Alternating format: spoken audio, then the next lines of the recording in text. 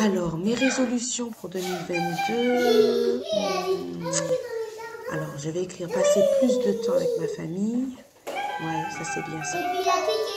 Et aussi passer du temps avec mes enfants. Ah oui, soigner mon couple. Ça c'est important aussi. Cette année, il faut que je fasse du sport. Faire du sport. Elle a pas vu ça.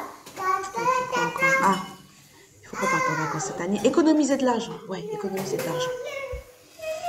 Je pense que c'est ça va, hein, c'est bon. Hein. Bon, eh bien, voilà une bonne chose de faite. Ah, je suis trop forte, moi. Hein. Et ces feuilles par terre, là. Oh! Oh, toujours la boniche pour tout ramasser. Oh! Oh, c'est ma feuille. Ça. Ben, ça nous...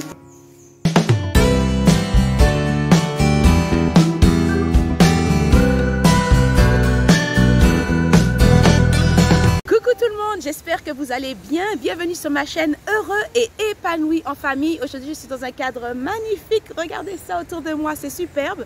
Alors, je me présente. Ici, c'est Claudine Alexandrine, maman de 4 enfants, mariée, enseignante en école primaire et en ce moment apprentie coach parental et accompagnante en parentalité.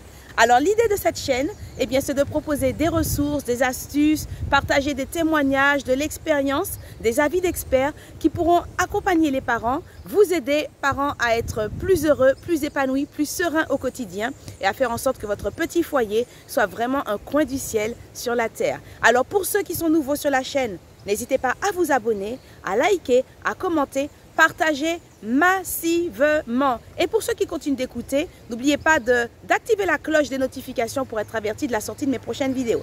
Sur ce, nous passons au sujet du jour. Aujourd'hui, nous sommes exactement le 19 janvier 2022. Ça y est, pour beaucoup, les décorations de Noël, les boules, les guirlandes, le sapin, les décorations lumineuses, alors tout a bien été rangé dans sa boîte en attente de l'année prochaine.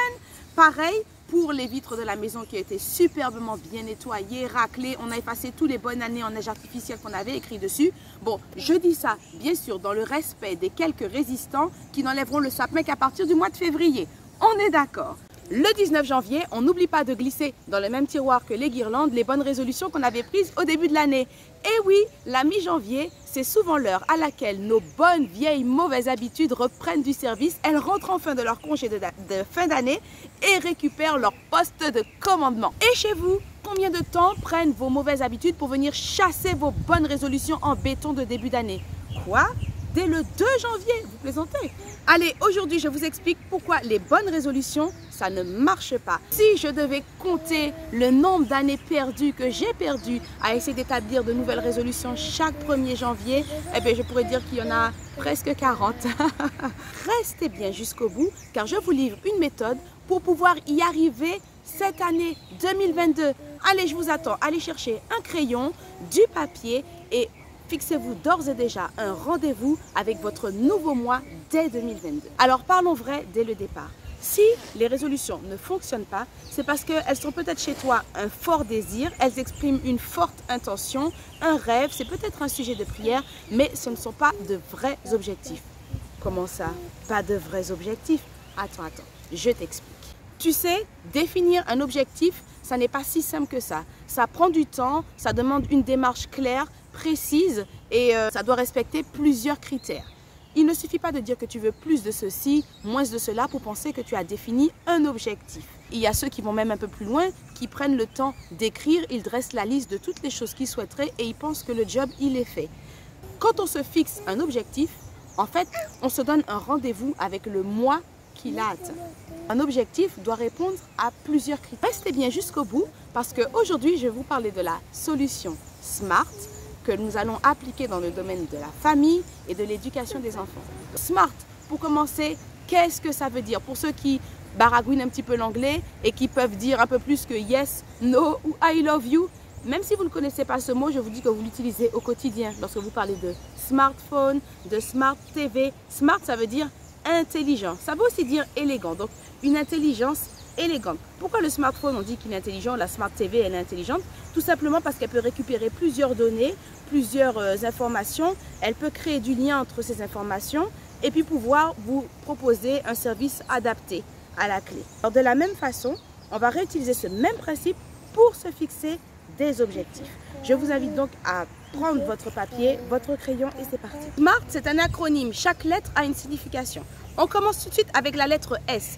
S comme spécifique. Votre objectif, ça doit être le vôtre. D'accord? Ce n'est pas un objectif que quelqu'un d'autre a fixé pour vous. Si par exemple pour votre enfant, vous lui avez dit, bon là, à partir du trimestre prochain, il faut que tu me ramènes de bonnes notes. Je veux que tu me ramènes un 18. Alors là, c'est votre objectif pour votre enfant, mais ce n'est pas le sien, celui qui s'est fixé pour lui-même. Du coup, ce sera plus difficile pour lui de l'atteindre. Parce que ce ne sera pas en fait un objectif, ce sera plutôt une obligation ou une contrainte. Vous ne serez pas personnellement investi pour pouvoir travailler en vue d'atteindre cet objectif-là. Et vous ne serez pas particulièrement intéressé par ce problème non plus. Donc pour qu'un objectif soit efficace, il doit vous être spécifique. La deuxième lettre du mot SMART, c'est la lettre M. M comme mesurable. Et oui, ce n'est pas tout de dire pour l'année 2022, j'ai envie de passer plus de temps avec mes enfants ou bien j'ai envie de me montrer un peu plus patient. Comment allez-vous apprécier l'évolution de votre comportement? Comment savoir si vous avez oui ou non progressé? Le ressenti n'est pas un indicateur suffisamment précis. Je prends l'exemple. Le matin, vous avez réussi à vous impatienter moins souvent face à vos enfants retardataires. Vous l'avez fait pendant plusieurs jours. Mais ce soir-là, vous êtes particulièrement fatigué et au moindre bruit, vous explosez sur votre aîné. À ce moment-là, vous vous dites que vous n'avez réalisé aucun objectif, vous vous sentez incapable, vous vous découragez et vous avez tendance à laisser votre objectif de côté. Vous le mettez au placard, découragé et dépité. Il faut que vous puissiez mesurer votre évolution avec de vrais outils. Par exemple, si vous dites que vous voulez passer plus de temps avec vos enfants régulièrement, plus de temps, ça veut dire quoi? Est-ce que vous voulez parler de 10 minutes quotidiennement avec chaque enfant dans une attention concentrée? Ou est-ce que vous voulez dire par exemple une rencontre hebdomadaire avec eux pour passer un moment de qualité, pour faire une sortie ou une activité ensemble? Donnez-vous des repères observables et quantifiables. A comme ambitieux et atteignable. Il faut que votre objectif vous challenge un petit peu, la notion d'ambition. Mais en même temps, il faut qu'il puisse rester dans la limite du possible, du réel. Par exemple, vous n'avez pas à vous fixer de lire, je veux dire, ben moi, je vais lire un livre d'éducation par semaine, un livre de 500 pages, alors que bon, c'est tout juste si vous pouvez lire 2 ou 3 SMS et quand ils sont trop longs, vous dites qu'il y a trop de lecture. Vous n'allez pas non plus vous dire, oh ben moi, je vais lire ce livre de 50 pages ou cette petite revue en 1 an. Parce qu'à ce moment-là, vous ne serez plus stimulé pour l'atteindre. Il faut que vous puissiez vous sentir fier de vous quand vous avez réalisé une petite étape, un petit pas de votre objectif. R comme réaliste. Alors là, ça rejoint ce que je disais dans l'étape juste avant. Alors, vous pouvez avoir de grands rêves, de grands idéaux, mais lorsque vous fixez des objectifs, veillez à ce qu'ils restent atteignables. Si vous avez des enfants en bas âge, par exemple, l'idée d'avoir une maison propre du début de 6 h du matin jusqu'à 21 h le soir, tous les jours, tout le temps, vous savez que d'ores et déjà, vous vous prédisposez avec un objectif comme celui-là à être découragé, à être dépité. Soyez donc réaliste. Enfin, la lettre T, T comme temporel. Il faut que votre objectif ait une limite dans le temps. Fixez-vous, n'oubliez pas que c'est un rendez-vous que vous fixez avec vous-même. Par exemple, vous dites, dans 3 mois, il faut que j'ai perdu 3 kilos. Allez, ça reste quelque chose de raisonnable, mais au moins je me fixe une limite. Dans 3 mois, je prends rendez-vous avec mon prochain mois et je sais que ce sera avec 3 kilos de moins. Donc, s'il n'y a pas de date, si vous ne vous fixez pas de deadline, eh bien vous ne pourrez pas rester motivé sur la durée. N'oubliez pas, j'ai parlé dans une précédente vidéo, la vidéo sur la gestion du temps, que la motivation c'était un faux ami. C'est bien pour pouvoir démarrer, mais on ne peut pas garder la motivation comme ça sur le long terme. À un certain moment, il faut pouvoir établir des routines que l'on suit comme un robot en fait. Comme un robot, et c'est ce qui nous permet d'atteindre nos objectifs. Donc, lorsque on a une limite fixée dans le temps, eh bien c'est plus facile de pouvoir atteindre cet objectif-là, de rester motivé, de rester concentré sur notre objectif. Voilà, j'ai terminé de vous expliquer comment se définir un objectif en utilisant la méthode SMART. Pour pouvoir utiliser cette méthode, rappelez-vous de cette petite histoire d'un homme qui souhaitait construire une tour. Pour construire sa tour, au préalable, il s'est assis et a fait tous ses calculs pour pouvoir en mesurer la dépense. Il l'a fait pour ne pas se lancer dans des travaux de grande ampleur, de grande envergure, pour pouvoir réaliser au bout du compte qu'il n'avait pas les moyens de terminer et s'exposer ainsi à la risée de ceux qui passeraient à côté de son travail et qui verraient son œuvre inachevée. De la même façon, prenez le temps maintenant pour pouvoir en gagner ensuite, de définir vos objectifs, des objectifs qui soient SMART et que vous pourrez atteindre.